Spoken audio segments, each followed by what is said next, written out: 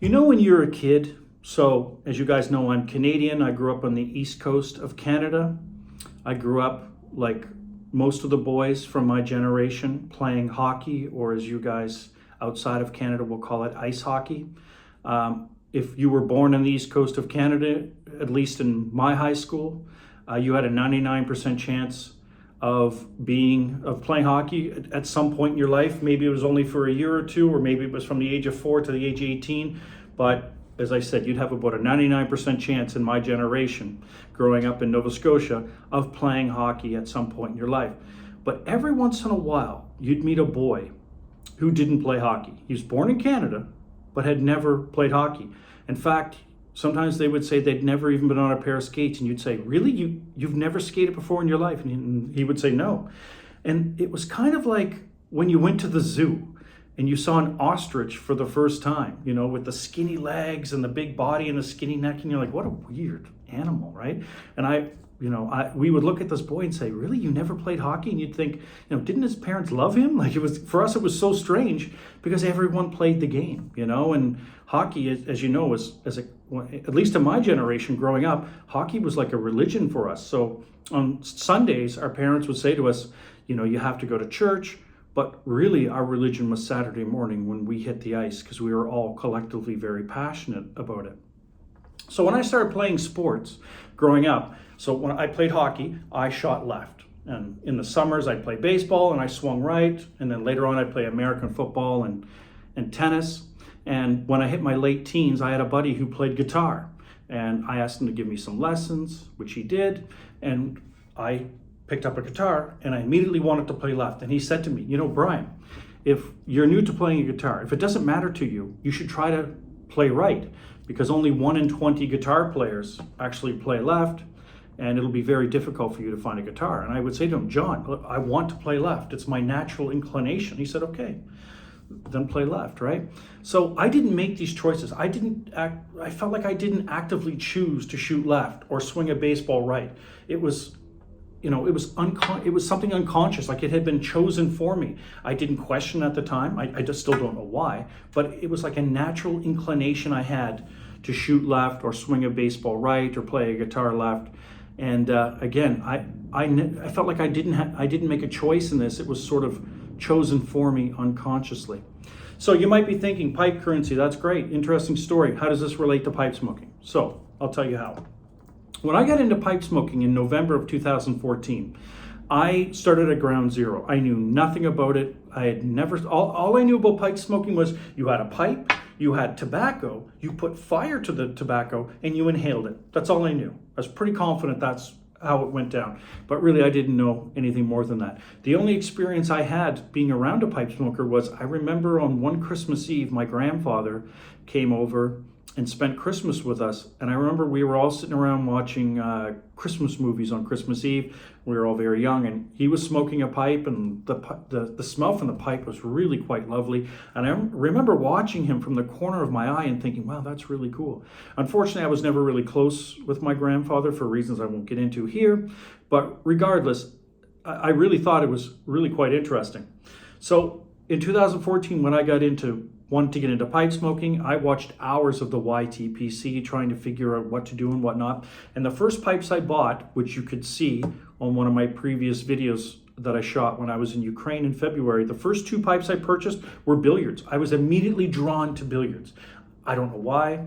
It was almost like it was an unconscious choice, much like playing hockey and swinging a baseball bat. It was like someone had chosen it for me. I was really drawn toward billiards more than bent pipes. And I remember seeing, black and white movies where the detective has a billiard, or Jeremy Brett, the great British actor who I think is the best Sherlock Holmes, used to smoke a billiard pipe in his shows. And never been a big Lord of the Rings guy, but J.R. Tolkien, there's a really great photo of him looking very dapper in his study with a pint of beer, smoking a billiard. And I was like, oh, that's just so cool, right? So the first 2 pipes I bought were billiards. Of course, I purchased a few bent pipes, but my natural inclination was for a billiard. So as I was watching the YTPC in 2014 and 15, I noticed people were smoking the 320. Now, it seemed like there was a surge of people smoking 320. I don't know what happened before 2014. I watched videos from from before 2014, but it was kind of like Sunday picnic. It was kind of like there was a surge of people in 2014, 15, 16 who were smoking the 320 and really liking it. And when I looked at this pipe, when I watched people smoking, I thought, what an ugly pipe. It reminded me of the ostrich at the zoo. You know, it's got a small stem, it's got a short stubby shank, and it's got a bulbous end to it. I thought it was the most aesthetically unappealing pipe I had ever seen, and I swore I would never get one. And I remember I befriended a guy in Ukraine who was a longtime pipe smoker, and we both would, deride the 320 shape. We both hated it, and we both swore we would never get one. So 2016 turned to 2017, and I, just took off with pipe smoking. It became a large part of my life in 2020, 2021, 22. Came along and the war in Ukraine. I was living in Kiev at the time, and I've talked about this before.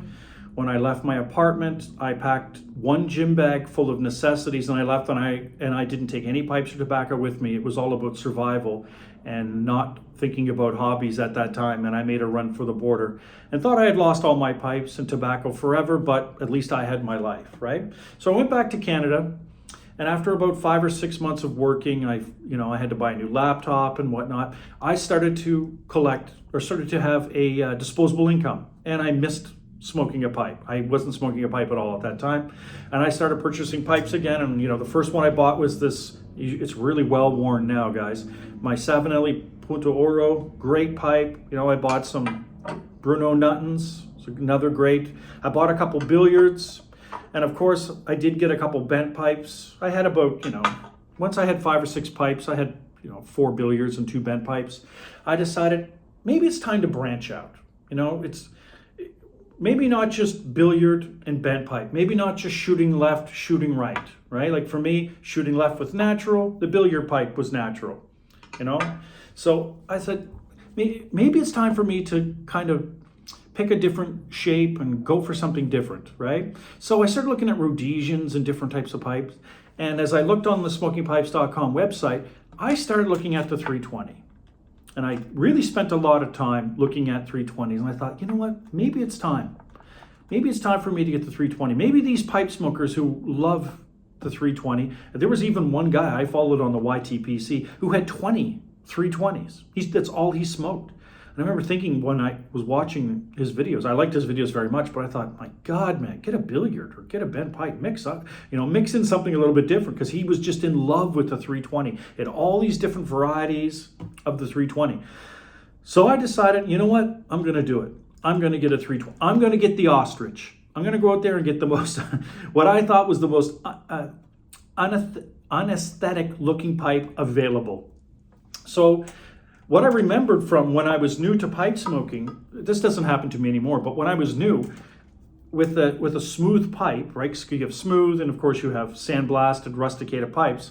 With the smooth pipe, when I was new to pipe smoking, sometimes it would slip out of my hand, right? This is when I was new. It doesn't really happen to me anymore. So I kind of had a preference when I was new to sandblast. It was easier to hold. So looking at the 320 shape, I thought, look, you've got such a small stem and such a short, stubby shank.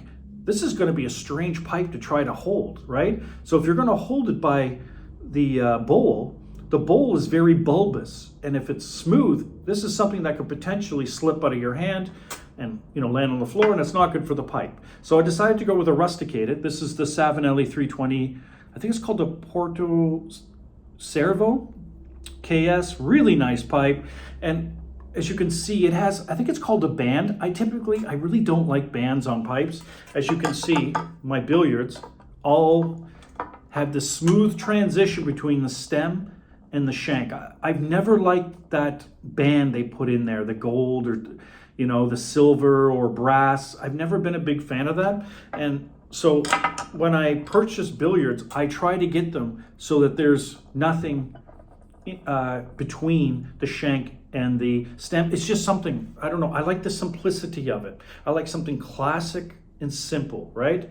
I'm a conservative guy, and I prefer something more conservative with my pipes. Now, once in a while, you'll see in some of them, this one has like a brass band on it. And the main reason why, this is a terrific pipe. This is a Savinelli. I got this in 2017 and it was on sale. They had like 40% off a certain amount of pipes. So at that price, I'll put up with the band, but still, it's not my favorite thing. This is, as I said, I really like this pipe, but if it was up to me, there'd be no band on the pipe.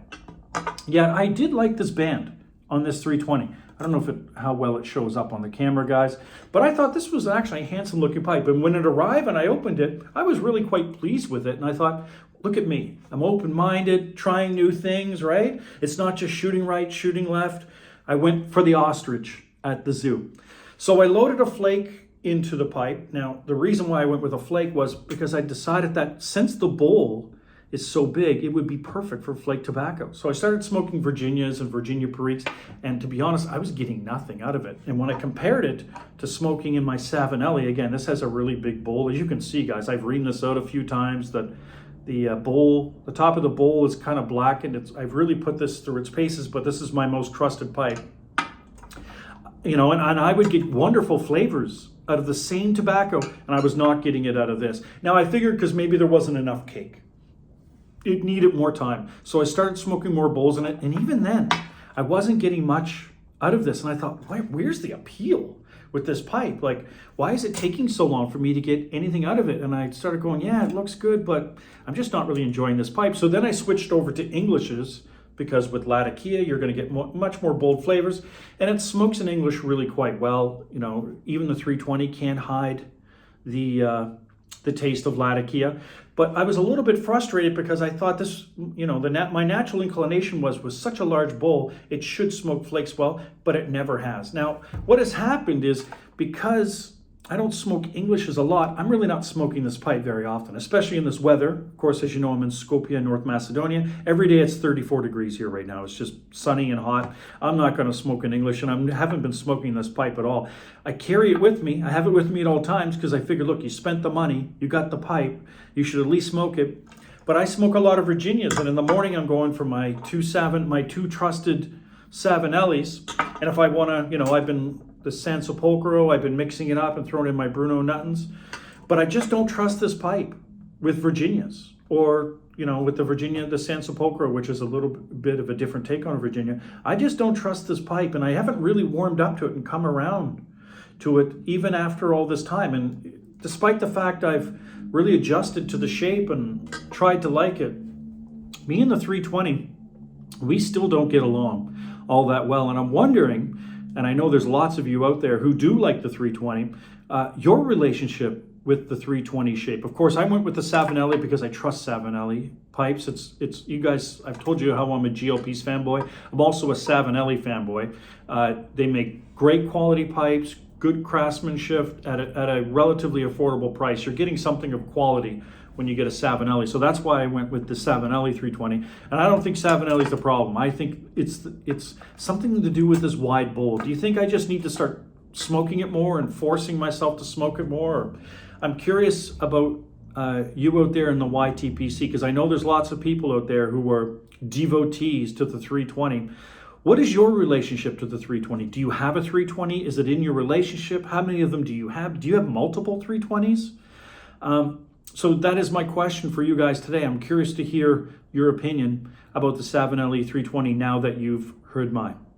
Okay, thank you very much for watching this video, guys. I think on Saturday I will be doing a review of Sunday Picnic. I've been smoking this every single morning, and spoiler alert, I love this tobacco. I'm still smoking the San Sepolcro, struggling with it a little bit, but there'll be a full review of that coming out at some time soon. Okay, thank you very much for watching, guys, and I'll talk to you soon.